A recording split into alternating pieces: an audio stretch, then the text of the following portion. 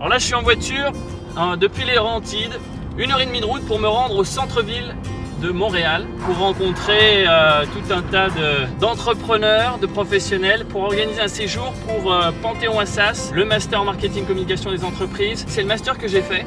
Donc je vais faire aujourd'hui une série de rencontres avec les grands pontes de l'événementiel, de la communication, de la publicité, pour qu'on puisse organiser des conférences, des cours, des workshops, des visites d'entreprise. Ça fait 7 ans que Seagull Institute existe. On a fait les séjours à Chicago aux États-Unis. Et voilà, on s'élargit. On commence par le Canada.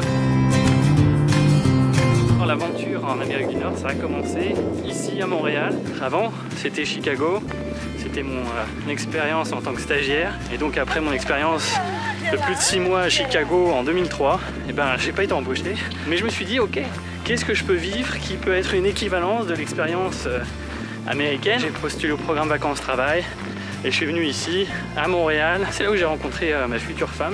Et puis où j'ai découvert comment faire du networking, comment développer son réseau pour trouver notamment un emploi. J'ai quitté Montréal maintenant il y a 11 ans. Et c'est donc une nouvelle expérience avec un nouveau regard que je vais redécouvrir cette ville.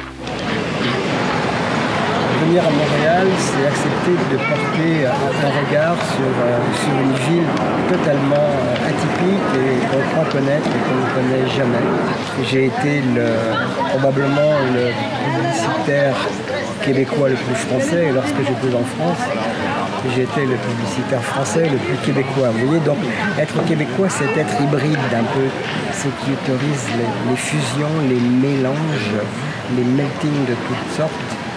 Et ça, c'est ce qui fait la richesse de Montréal. Ouais, alors là, je viens de faire un petit breakfast avec mon ami Patrick Burle. On est à Montréal, on dit un déjeuner, pas un breakfast. Ah oui, pardon. Et on s'est pas vu depuis 11 ans. Ça fait 15 ans que je suis à Montréal. J'ai immigré à Montréal. C'est l'envie de créer une compagnie, l'envie de partir mon business.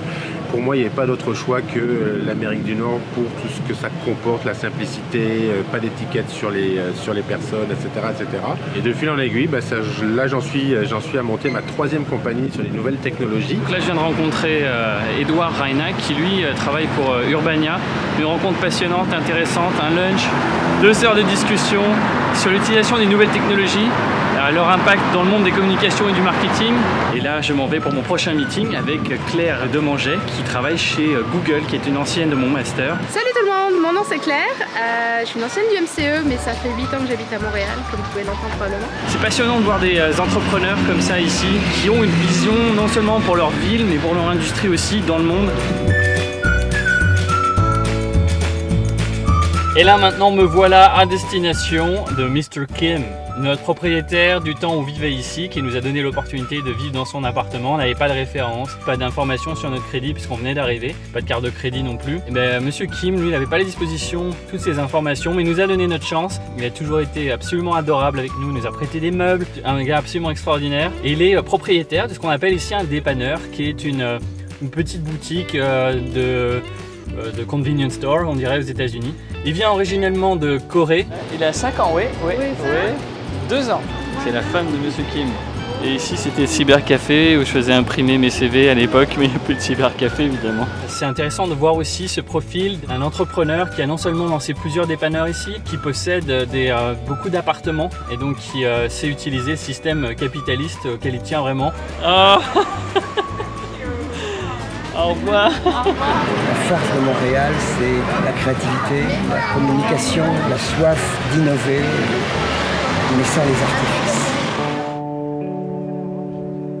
Ça, c'était un endroit où j'aimais bien venir me recueillir, entre guillemets, puis pouvoir réfléchir, observer, venir courir aussi. Ça fait bizarre parce qu'en fait, on a l'impression d'être chez soi, mais il y a beaucoup de choses qui ont changé, je trouve, en 11 ans. Et puis moi-même, j'ai dû changer.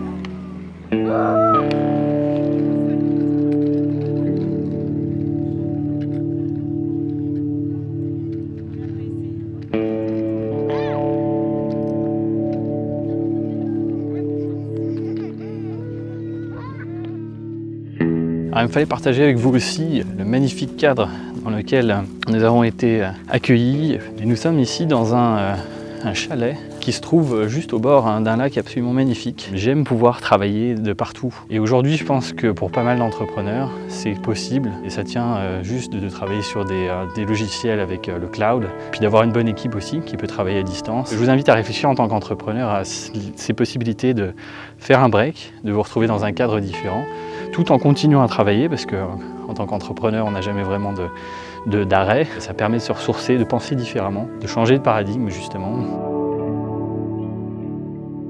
En bilan, ces 10 jours passés ici, au Québec, au Canada, j'en tire pas mal de choses en fait. Je trouve que la ville a beaucoup changé, c'est beaucoup développé, on a l'impression qu'il y a plus de monde, en tout cas c'est une sensation qu'il y a plus de monde, plus de vibrations, plus d'énergie. Voir tous ces Québécois et ces Français de France aussi, ça montre cette cohésion et ce travail en équipe, des gens qui ont un souci du développement de leur région, du développement de leur culture et de son rayonnement à travers le monde. Là je réalise aussi qu'on a énormément à offrir à travers un programme à Montréal. Comme on dit, tombez pas amoureux de vos produits, mais tombez amoureux de vos clients.